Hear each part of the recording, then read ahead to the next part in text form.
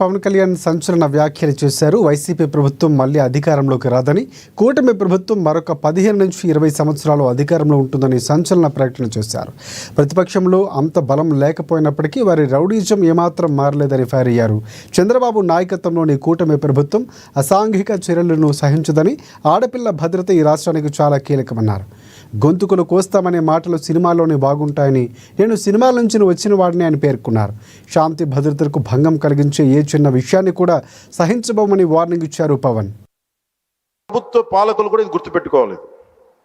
మీరు కనుక ఇలా అలాగే ప్రత్యేకించి రోడ్ల మీదకి వచ్చి బ్యానర్లు పట్టుకొని గొంతుకులు కూసేస్తాం, సినిమాలు చెప్పడానికి చాలా బాగుంటాయి. ఇవి నేను సినిమాల నుంచి వచ్చిన వాడిని, సినిమాలు చెప్పడానికి చాలా బాగుంటాయి.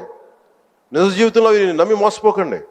కాలు మాలి మక్కిలు ఎరకొట్టు కింద కూర్చోబెడతాం. జాగ్రత్త, పిచ్చి వేషాలు వేయకండి ఎవరు కూడా.